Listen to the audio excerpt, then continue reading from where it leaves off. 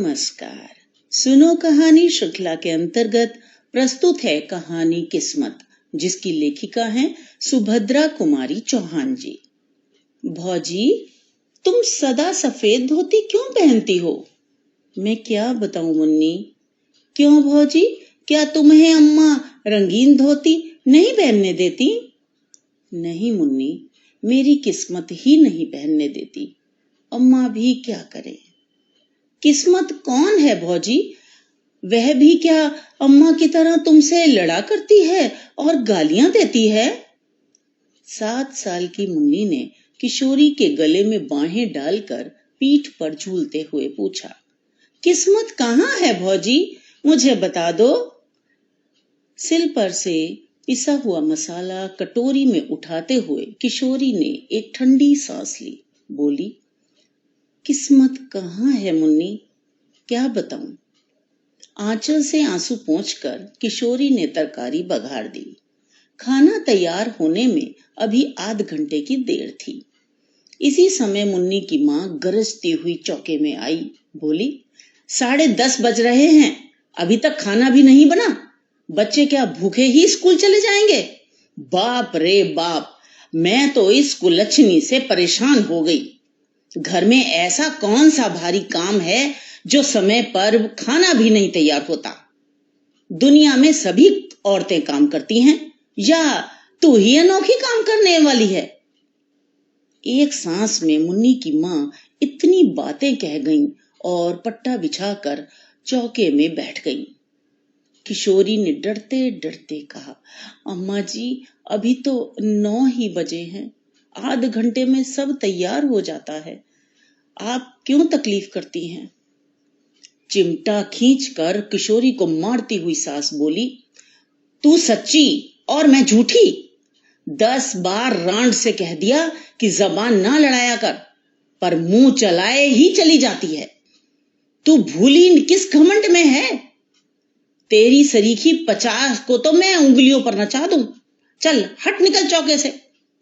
आंसू पोंछती हुई किशोरी चौके से बाहर हो गई। जरा सी मुन्नी अपनी माँ का यह कठोर व्यवहार विस्मत भरी आंखों से देखती रह गई। किशोरी के जाते ही वह भी चुपचाप उसके पीछे चली, किंतु तुरंत ही माँ की डांट से वह लौट पड़ी। इस घर में प्राय प्रतिदिन ही इस प्रकार होता रहता था। आगे की कहानी सुनने से पहले मेरा आपसे अनुरोध है कि आपने अभी तक अगर हमारा चैनल सब्सक्राइब नहीं किया तो अभी करें और बेल आइकन को भी क्लिक करें, ताकि आप तक अपडेट पहुंचते रहे, यानी हम जब भी कहानी पोस्ट करें आप तक नोटिफिकेशन तुरंत पहुंच जाए। धन्यवाद। बच्चे खाना खाकर समय से आध घंटे पहले ही स्कूल पहुंच गए। खाना बनाकर जब मुन्नी की माँ हाथ धो रही थी, तब उनके पति राम किशोर मुवक्किलों से किसी प्रकार की छुट्टी पाकर घर आए। सुनसान घर देखकर बोले, बच्चे कहाँ गए सब? नथुने फुलाती हुई मुन्नी की माँ ने कहा, स्कूल गए, और कहाँ जाते? कितना समय हो गया, कुछ खबर भी है? घड़ी निकाल कर देखते हुए रामकिशोर बोले, अभी 9:30 ही तो बजे हैं, मुझे कचहरी भी तो जाना है ना।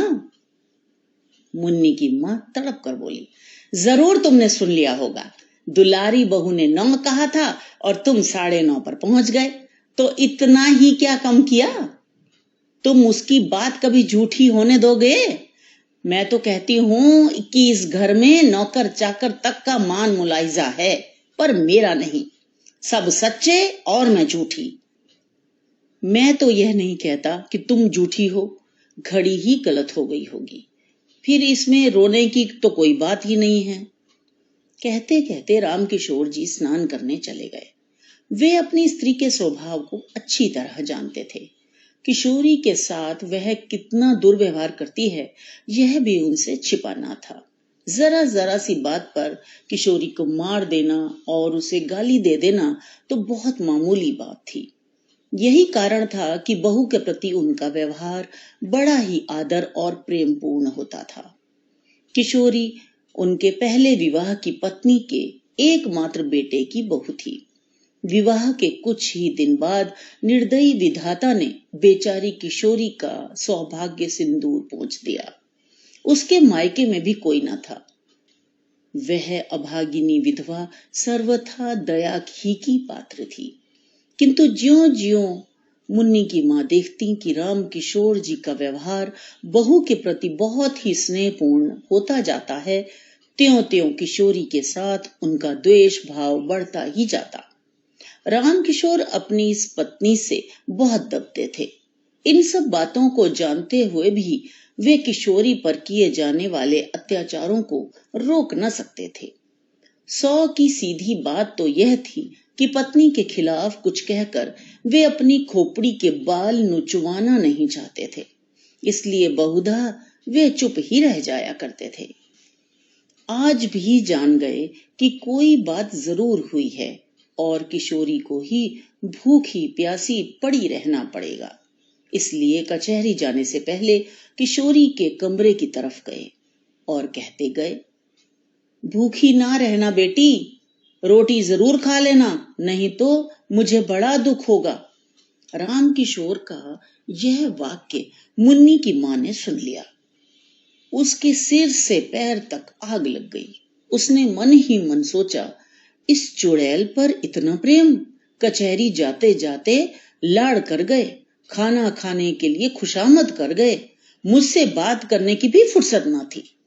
खाएगी खाना, देखती हूं क्या खाती है, अपने बाप का हाड़। मुन्नी की माँ ने खाना खा चुकने के बाद सब का सब खाना उठाकर कहारिन को दे दिया और चौका उठाकर बाहर चली गई। किशोरी जब चौके में गई तो सब बर्तन खाली पड़े थे। भात के बर्तन में 2-3 कण चावल के लिपटे थे। किशोरी ने उन्हीं को निकाल कर मुंह में डाल लिया और पानी पीकर अपनी कोठरी में चली गई। आज राम किशोर जी कचहरी में कुछ काम न होने के कारण जल्दी लौट आए। मुन्नी की माँ बाहर गई थी। घर में पत्नी को न पाकर वे बहू की कोठरी की तरफ गए। बहू की दयनीय दशा को देखकर उनकी आंखें भर आईं। आज चंदन जीता होता तब भी क्या इसकी यही दशा रहती। अपनी भीरुता पर उन्होंने अपने आप को न जाने कितना धिक्कारा। उसकी धोती कई जगह से फटकर सी जा चुकी थी। उस धोती से लज्जा निवारण भी कठिनाई से ही हो सकती थी। बिछौने के नाम पर खाट पर कुछ चीथड़े पड़े थे। जमीन पर हाथ का तकिया लगाए वह पड़ी थी। उसको झपकी सी लग गई थी। पैरों की आहट पाते ही वह तुरंत उठ बैठी। राम किशोर जी को सामने देखते ही संकोच से जरा घूंघट सरकाने के लिए उसने ज्यों ही धोती खींची, धोती फट गई। हाथ का पकड़ा हुआ हिस्सा हाथ के साथ नीचे चला आया। राम किशोर ने उसका कमल सा मुरझाया हुआ चेहरा और डबडबाई हुई आंखें देखी। उनका हृदय स्नेह से कातर हो उठा। वे ममत्व भरे मधुर स्वर में बोले, तुमने खाना खा लिया है बेटी? किशोरी के मुंह से निकल गया, नहीं। फिर वह संभल कर बोली, खा तो लिया है बाबू। राम किशोर, मुझे तो ऐसा मालूम होता है कि तुमने नहीं खाया है। किशोरी कुछ ना बोली। उसका मुंह दूसरी ओर था। आंसू टपक रहे थे और वह नाखून से धरती खुरच रही थी। राम किशोर फिर बोले, तुमने नहीं खाया ना?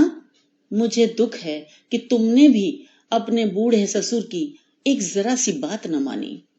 किशोरी को बड़ी ग्लानि हो रही थी कि वह क्या उत्तर दे। कुछ देर में बोली, बाबू, मैंने आपकी आज्ञा का पालन किया है। जो कुछ चौके में था खा लिया, झूठ नहीं कहती। राम किशोर को विश्वास न हुआ। कहारिन को बुलाकर पूछा तो कहारिन ने कहा, मेरे सामने तो बहू ने कुछ नहीं खाया। माँ जी ने चौका पहले से ही खाली कर दिया था, खाती भी तो क्या। पत्नी की नीचता पर कुपित और बहू के सौजन्य पर राम किशोर जी पानी पानी हो गए। आज उनके जेब में 50 रुपए थे। उसमें से 10 निकाल कर वे बहू को देते हुए बोले, ये रुपए रखो बेटी, तुम्हें यदि जरूरत पड़े तो खर्च करना। इसी समय आंधी की तरह मुन्नी की माँ ने कोठरी में प्रवेश किया। बीच से ही रुपयों को छीन लिया उसने। वह किशोरी के हाथ तक पहुंच भी ना पाए थे। गुस्से से तड़प कर बोली, बाप रे बाप, अंधेर हो गया। कल जुग जो ना करावे सो थोड़ा ही है। अपने सिर पर की चांदी की तो लाज रखते। बेटी बहू के सूने घर में घुसते तुम्हें लाज भी ना आई। तुम्हारे ही सिर चढ़ाने से तो यह इतनी सर चढ़ी है। पर मैं ना जानती थी कि बात इतनी बढ़ चुकी है। इस बुढ़ापे में भी गड्ढे में ही जाकर गिरे। राम राम, इस पाप के बोझ से तो धरती दबी जाती है। वह तीर की तरह कोठरी से निकल गई। उसके पीछे ही राम किशोर भी चुपचाप चले गए। वे बहुत वृद्ध तो न थे, परंतु जीवन में नित्य होने वाली इन घटनाओं और जवान बेटे की मृत्यु से वे अपनी उम्र के लिहाज से बहुत बूढ़े हो चुके थे। ग्लानि और क्षोभ से वे बाहर की बैठक में जाकर लेट गए। उन्हें रह रह कर चंदन की याद आ रही थी। तकिए में मुंह छिपाकर वे रो उठे। पीछे से आकर मुन्नी ने पिता के गले में बाहें डाल दी। पूछा, क्यों रोते हो बाबू? रामकिशोर ने विरक्ति के भाव से कहा, अपनी किस्मत के लिए बेटी। सवेरे मुन्नी ने भौजी के मुंह से भी किस्मत का नाम सुना था और उसके बाद उसे रोते देखा था। इस समय अब उसने पिता को भी किस्मत के नाम से रोते देखा तो उसने विस्मित होकर पूछा, किस्मत कहाँ रहती है बाबू? क्या वह अम्मा की कोई लगती है? मुन्नी के इस भोले प्रश्न से दुख के समय भी रामकिशोर जी को हंसी आ गई और वे बोले, हाँ, वह तुम्हारी माँ की बहन है। मुन्नी ने विश्वास का भाव प्रकट करते हुए कहा, तभी वह तुम्हें भी और भौजी को भी रुलाया करती है। तो ये तो थी कहानी। मुझे आशा है कि आपको पसंद आई होगी। आपसे निवेदन है कि इन कहानियों को अपने मित्रों के साथ शेयर जरूर करें, जिससे महान साहित्यकारों की अमर रचनाएं युगों युगों तक जीवित रह सकें। तो मिलते हैं अगली कहानी में। धन्यवाद।